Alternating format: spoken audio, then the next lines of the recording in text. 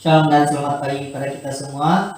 Baiklah, selamat beribadah di rumah sendiri, dan kita mau masuk dalam doa pembukaan sebelum kita masuk dalam kebaktian ini. Walaupun hanya melalui handphone, ada yang sambung di TV, tapi kita percaya, anggap saja macam gereja hari Minggu selalu kita sembahyang. Amin. Haleluya. Mari kita berdoa. Tuhan Allah Bapa kami dalam surga, terima kasih buat pimpinan-Mu ya Tuhan. Terima kasih ya Tuhan, karena Kau memberkati kami ya Tuhan dengan napas yang baru, dan kami dapat memuji, menyembah Kau pada hari ini ya Tuhan. Hari Minggu yang sungguh indah ini ya Tuhan. Kami percaya Kau sediakan hari ini Tuhan untuk kami terus menyembah Kau, memuji Kau, mendengar firman-Mu, dan biar melalui puji-pujian, melalui firman Tuhan yang kami dengar itu dapat memberkati, dapat mengubah hidup kami menjadi lebih baik seperti yang Kau ingini ya Tuhan. Kami berdoa buat kebaktian hari ini. Kami buka acara ini hanya dalam nama Tuhan Yesus Kristus. Kita katakan amin. Haleluya. Shalom dan selamat pagi semua. Sebelum memulai kebaktian kita pada pagi ini, mari kita membuka Alkitab yang terdapat di dalam Yohanes 3 ayat 6 hingga 17. Karena begitu besar kasih Allah akan dunia ini, sehingga Ia telah mengaruniakan anaknya yang tunggal, supaya setiap orang yang percaya kepadanya tidak binasa, melainkan beroleh hidup yang kekal. Sebab Allah mengutus anaknya ke dalam dunia bukan untuk menghakimi dunia, melainkan untuk menyelamatkan oleh Dia. Mari kita bangkit berdiri mengangkat pujian dan mendoa.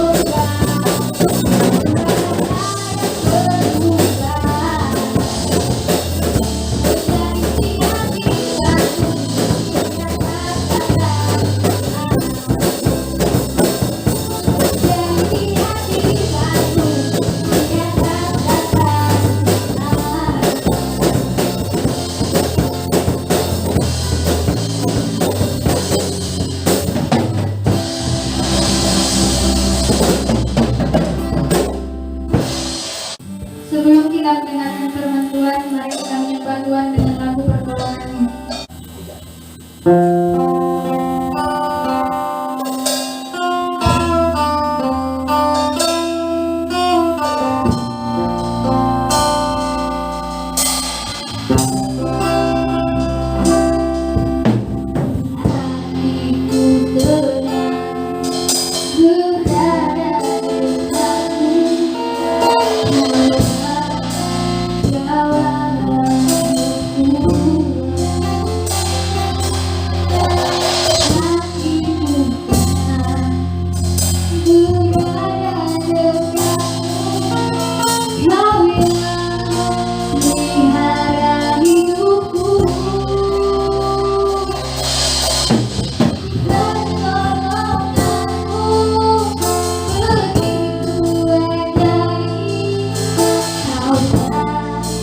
Mengingat hatiku di saat aku datang lagi,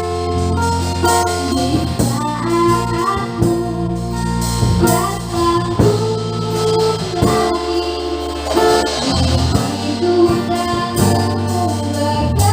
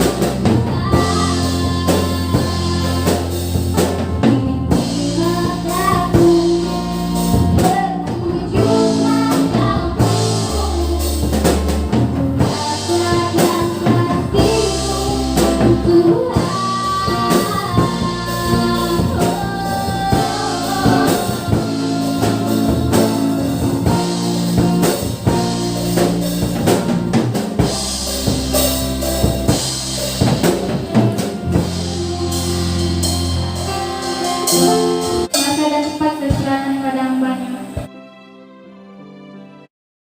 Salam sejahtera saudara-saudara yang kekasih. Saya sangat mengharapkan kalau kita semua berada di dalam keadaan yang sehat pada pagi ini.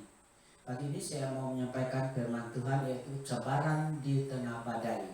Cabaran di tengah badai, saya mau membaca firman Tuhan yang terdapat dalam 2 Raja-Raja pasal 19 ayat 3 hingga yang ke-7.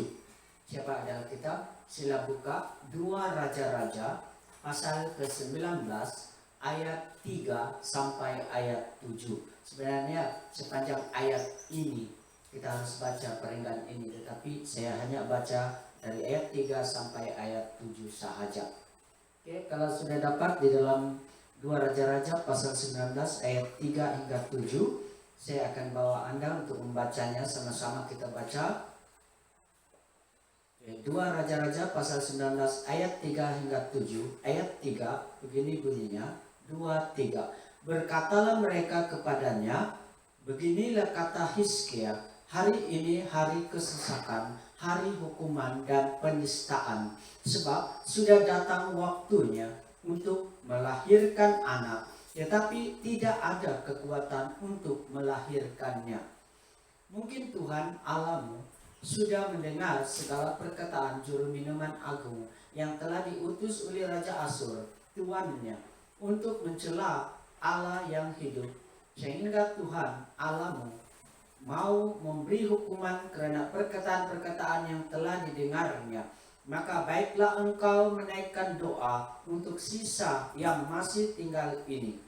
Ketika pegawai-pegawai Raja Hizkia sampai kepada Nabi Yesaya, berkatalah Yesaya kepada mereka, Beginilah kamu katakan kepada tuanmu, beginilah firman Tuhan, janganlah engkau takut terhadap perkataan yang kau dengar yang telah diucapkan oleh budak-budak Raja Asyur untuk menghujat aku.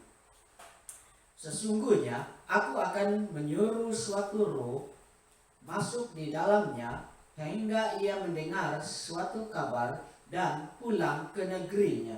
Aku akan membuat dia mati rebah oleh pedang di negerinya sendiri. Mari kita berdoa. Bapa di surga, saat ini kami mau mendengar firman-Mu. Biar Engkau berbicara buat kami Tuhan. Segala kuasa kegelapan yang coba mencuri kebenaran firman-Mu dari telinga kami, dari mulut kami, dari hati kami, dalam nama Yesus kami usir keluar jauh daripada kami. Tetapi kami mohon biar roh Tuhan dicurahkan atas kami, penuhi kami, penuhi saudara-saudara kami yang ada di rumah masing-masing untuk mendengar firman-Mu. Biar firman-Mu akan bekerja dalam diri kami. Berbicaralah Bapa, karena kami siap mendengar. Dalam nama Yesus kami sudah berdoa. Amin.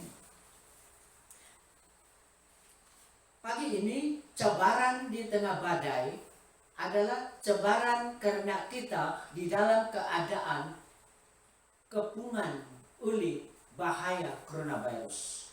Ini hari ini. Tetapi rupanya dari dahulu tekanan, kepungan, dan juga penghinaan sudah terjadi pada umat Allah yang terdahulu. Sebab itu saudaraku yang kekasih, di dalam firman Tuhan sudah menyebutnya bahwa tekanan akan kita lalui, bahaya akan kita lalui. Tidak pernah firman Tuhan memberitahu bahwa kita tidak akan melaluinya. Kita akan melalui. Tetapi yang Tuhan peringatkan bahwa setiap orang yang bergantung, apapun bergantung kepada Tuhan, apapun cabarannya, Tuhan ada di sana untuk membantu. Ada amin saudara? Beri kemuliaan untuk Tuhan. Tuhan ada di sana. Tuhan ada di sini, Tuhan ada di situ, Tuhan ada di tempat Anda. Karena Tuhan perhatikan apakah Anda sedang melalui cabaran di tengah badai. Sesungguhnya luar biasa badai yang menimpa bumi. Ini sudah dibicarakan berabad-abad dahulu. Sehingga dalam Mazmur 46 ayat 2 hingga yang keempat. Mazmur 46 ayat 2 hingga yang keempat. Dia menyebut bahwa bumi akan berubah. Yang kedua, di dalam Mazmur itu juga menyebut bahwa gunung-gunung akan guncang. Dan yang ketiga, dia berkata dalam Mazmur ini, ributnya membuat airnya berbuih. Luar biasa badai yang akan menimpa bumi ini, saudara. Sudah dibicarakan berabad-abad lamanya bahwa badai akan menjadi cabaran bagi kita. Bukan saja orang-orang percaya, tapi seluruh penduduk bumi akan mengalaminya. Badai itu adalah seakan-akan mengubah bumi. Seakan-akan bumi boleh berubah karena badai bahaya. Badai yang adalah menjadi cabaran. Dan badai itu boleh mengubah dan mengguncang gunung-gunung. Dan dia ributnya digambarkan seperti airnya berbuih. Luar biasa saudara. Itu sebabnya Hizkia berkata di dalam firman Tuhan yang kita baca ayat 3, 2 Raja-Raja pasal 19 ayat yang ketiga. Dia berkata di sini bahwa hari ini hari kesesakan, hari hukuman dan penistaan. Apa maksudnya saudara? Sebab Hizkia tertekan, Hizkia merasa bahwa dia sudah tidak ada kekuatan lagi ketika mereka dikepung oleh bahaya musuh. Apakah keadaan Hizkia dan umat Yahuda pada waktu itu di Yerusalem? Keadaan mereka, semua mereka yang tinggal di dalam timbuk Yerusalem pada waktu itu dalam keadaan seperti telur di hujung tanduk. Berarti tidak ada harapan sudah bagi manusia, secara manusia. Itulah keadaan Hizkia bersama dengan rakyatnya yang ada di dalam tembok itu. Kenapa? Sebab mereka yaitu di Yerusalem sudah dikepung oleh musuh. Sudah dikepung oleh musuh. Siapa saja keluar pasti mati. Bukan saja mereka dikepung tembok Yerusalem, tetapi juga mereka dihina. Berbagai penghinaan dari musuh datang kepada mereka. Mereka sudah tidak boleh menanggung lagi penghinaan itu. Apatah lagi Raja Hizkia. Mereka susah untuk menerima penghinaan musuh pada ketika itu. Dan bukan itu saja, tapi mereka diancam untuk dipunahkan. Karena mereka adalah orang-orang yang tertinggal. Berarti tentara-tentara di luar sudah kalah. Dan tinggal mereka yang ada di dalam tembok Yerusalem itu saja yang hidup. Dan mereka masih bertahan di dalam tembok Yerusalem. Mereka tidak dapat bergerak apa-apa. Apabila mereka akan pergi keluar, tetap mati. Siapa saja yang keluar, pasti mati. Sebab itu, tembok itu, gerbangnya sudah dipalang kuat. Kalau tidak, pasti musuh akan menerbus masuk. Jadi mereka perteguhkan semua pintu di dalam tembok Yerusalem. Tetapi mereka tidak ada harapan untuk hidup secara manusia. Mereka dihina dan mereka akan dipunahkan. Itu secara manusia. Nah, di dalam saat tekanan itu, saudara, apakah tindakan Hizkia? Apakah dia keluar? Tidak. Kalau dia keluar, dia akan mati. Apakah dia melawan? Tidak. Karena dia sudah tidak ada kekuatan lagi. Apakah dia membalas dengan penghinaan? Tidak. Dia menerima penghinaan itu, saudara.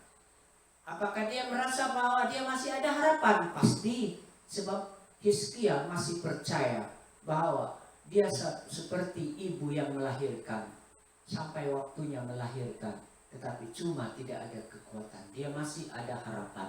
Ini yang ada pada Hizkia. Saudaraku yang kekasih, seakan-akan kita pada hari ini sudah tidak ada harapan. Kenapa, saudara? Karena sudah ada coronavirus. Belum ada obatnya, sudah datang daripada Afrika Selatan, yaitu varian COVID Afrika. Belum lagi ada obatnya, sudah ada daripada UK. Belum lagi ada obatnya, lebih teruk lagi, ialah datang sudah varian COVID dari India yang lebih dahsyat lagi, lebih berat lagi ditanggung. Saudaraku yang kekasih dalam nama Tuhan, kita seakan-akan dikepung oleh musuh coronavirus. Sekarang kita dalam keadaan lockdown. Lockdown berarti kita coba berusaha untuk mengurung diri, jangan keluar rumah. Kecuali kalau penting, tapi itu wakil daripada keluarga sahaja, boleh mengambil makanan. Kita sudah dikurung, kita sudah dipagari, kita sudah dikepung oleh musuh. Musuh kita tidak ditahu, musuh kita tidak dinampak, tidak dapat dilihat, yaitu coronavirus. Apakah kita harus langgar peraturan SOP? Bukan saja kita takut kepada peraturan, tetapi kita takut karena kalau kita langgar, kita pasti mati. Hizkia tidak keluar, dia sudah ada SOP-nya. Dia tidak keluar dari tembok, dia ada SOP-nya. Kalau dia keluar, dia mati. Hari ini, saudaraku, bukan kerajaan yang membatasi kita, tetapi SOP itu juga supaya kita akan membatasi diri kita. Karena musuh kita itu secara manusia kita tidak boleh lawan, tapi kita tunggu apa yang Tuhan mau supaya kita lakukan. Kita berada di dalam keadaan terkepung, kita berada dalam keadaan terhina, kita berada dalam keadaan diancam untuk dipunah. Penduduk bumi diancam untuk dipunahkan. Seperti apa yang dialami oleh Raja Hizkia, mereka diancam untuk dipunahkan karena tinggal mereka yang ada di dalam tembok saja hidup. Tetapi Hizkia tidak keluar. Saudaraku yang kekasih, apa yang Hizkia buat? Hizkia di dalam tembok masuk ke rumah Tuhan dan dia menghadap Tuhan. Selain dari itu, dia menghantar utusannya kepada Nabi Yesaya untuk mengadukan semua hal apa yang telah terjadi. Dia memohon kepada Nabi Allah itu, yaitu Nabi Yesaya, dan mereka bekerja sama. Hizkia datang kepada Tuhan. Apakah Anda saat ini terkepung oleh coronavirus, terkepung oleh masalah, terkepung oleh badai kehidupan ini? Anda datang kepada Tuhan. Apakah Anda menyerahkannya kepada Tuhan? Apakah Anda tanya kepada Tuhan apa yang harus dibuat? Apakah Anda merendahkan hati dan lalu berkata kepada Tuhan, saya sudah tidak ada kekuatan lagi, seperti Hizkia? Pernahkah Anda lakukan itu? Kalau tidak pernah, lakukan. Kita di dalam timbuk ini sudah dikurung, kita sudah dibatasi pergerakan kita. Kita sudah dikelilingi oleh musuh, yaitu coronavirus. Keluar mati, keluar akan dihancam. Kita diancam untuk dipunah. Tetapi apa yang kita harus buat? Hizkia tidak keluar, tapi dia datang kepada Tuhan. Dia mengadu halnya kepada Tuhan, dan dia mendapat jawabannya dari Tuhan melalui Nabi Yesaya. Saudara yang kekasih dalam nama Tuhan, karena dia mengadukan kepada Tuhan, karena dia mengambil waktu untuk berbicara kepada Tuhan tentang hal apa yang telah terjadi kepada dia, Hizkia mendapat jawaban bahwa Tuhan berperang untuk Hizkia. Hari ini bukan kita berperang untuk coronavirus, tetapi kita harus menyerahkan kepada Tuhan. Tuhan berperang untuk coronavirus. Mari kita beri kemuliaan untuk Tuhan. Tuhan berperang bagi Hizkia. Tuhan berperang bagi kita. Dan pada waktu itu, Nabi Yesaya memberitahu, jangan takut, sebab Tuhan sudah mendengar doamu, hai Raja Hizkia, dan Tuhan akan berperang untuk Hizkia dan rakyatnya melawan kepada musuh. Hizkia tidak mengalahkan musuh dengan kekuatannya dan pedangnya. Sudah pasti Hizkia tidak boleh lakukan. Tapi Hizkia menyandarkan diri kepada Tuhan dan Tuhan berperang. Dalam satu malam saja Tuhan mengutus malaikatnya dan dia berperang bagi Raja Hizkia. Dalam satu malam saja 185.000 musuh tewas. 185.000 musuh tewas dalam satu malam. Bukan dengan pedang Hizkia, bukan dengan tenteranya Hizkia, bukan dengan kekuatan dan keberanian Hizkia, tetapi karena tangan Tuhan yang menolong. Beri kemuliaan untuk Tuhan sekali lagi. Saudaraku yang kekasih, bukan kekuatan kita mengalahkan segala beban di atas bumi. Bukan dengan keberanian kita, bukan dengan tindakan kita, tetapi oleh karena kita menyerahkannya kepada Tuhan, oleh karena kita merendahkan hati bahwa kita tidak mampu lagi untuk melakukannya. Seperti ibu tidak ada kekuatan untuk melahirkan bayi, dan Tuhan akan bekerja, Tuhan akan melawan musuh kita, Tuhan akan menghancurkan, menyelesaikan masalah badai yang kita hadapi. Serahkan kepada Tuhan. Apakah Anda saat lockdown ini sedang berdoa kepada Tuhan? Apakah Anda saat ini, saat Anda dibatasi pergerakan, Anda sedang menghadap Tuhan? Anda sedang mengambil waktu untuk bersekutu dengan Tuhan. Tidak payah Anda jawab, tapi jawab dalam hati Anda sendiri. Apakah Anda sudah lakukan? Ingat saudara, kita tidak boleh melawan coronavirus. Ingat saudara, bahwa apa yang terjadi di atas bumi sudah digambarkan oleh kitab Mazmur. Luar biasa dan tidak dapat kita lawan. Tetapi yang berperang bagi kita adalah Tuhan yang maha berkuasa. Dia berperang bagi kita.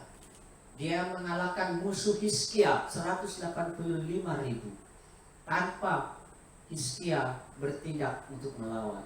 Tuhan berperang bagi dia karena Hizkia percaya kepada Tuhan. Yesus pernah berkata di dalam Yohanes 15 ayat 5 hingga yang ke-6. Yesus berkata begini, Yohanes pasal 15 ayat 5 hingga yang ke-6.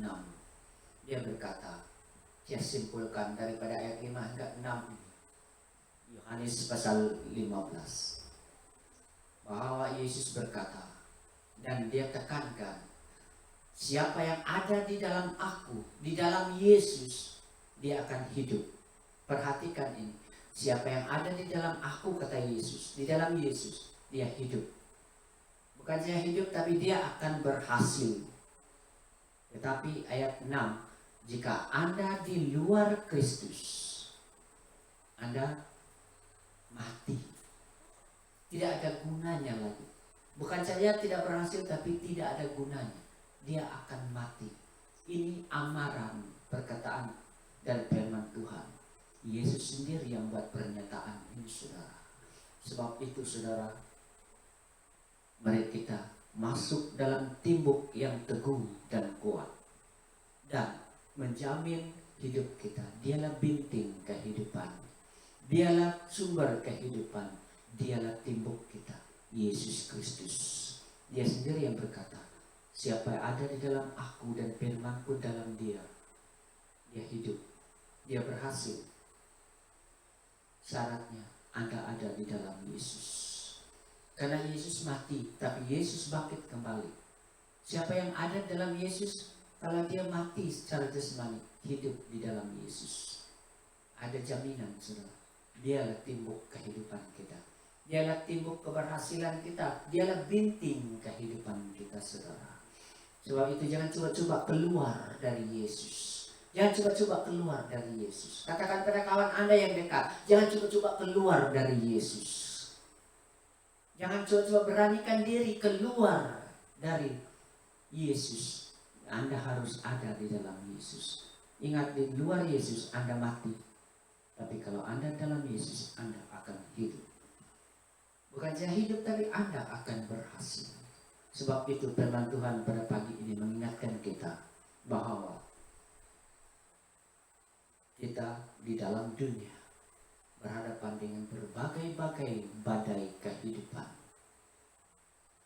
Tidak ada yang dijanjikan bahwa kita akan terkecuali. Kita tidak dapat mengelakkannya. Tetapi janji bahwa kalau kita merendahkan hati, mengakui kelemahan kekurangan kita, dan kita serahkan kepada Tuhan, kita mengadu kepada Dia, bersekutu dengan Dia, dan tinggal di dalam Dia, kita ada jaminan hidup, kita ada jaminan kemenangan, kita ada jaminan keberhasilan.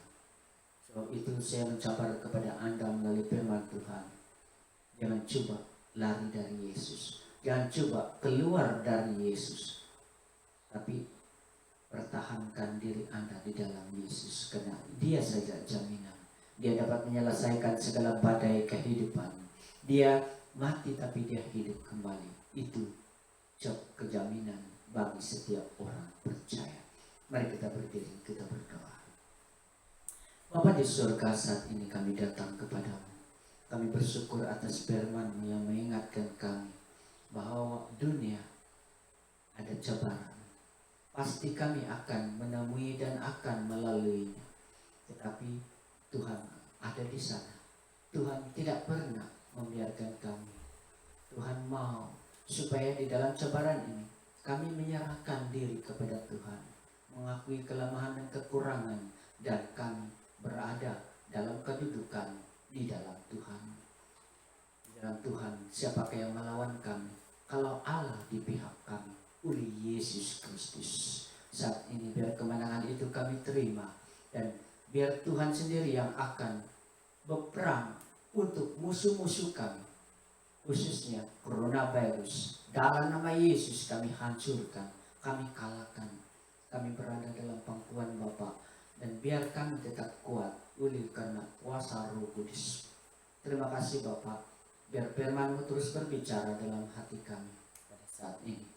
Dalam nama Tuhan Yesus kami sudah berdoa dan mengucap syukur. Amin.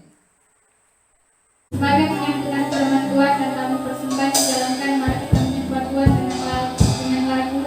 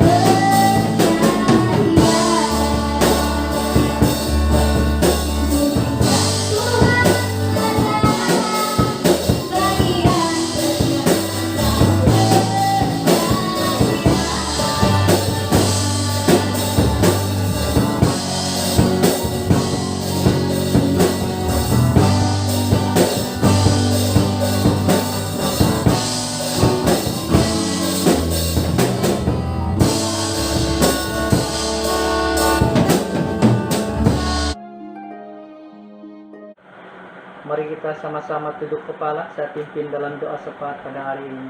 Mari kita berdoa.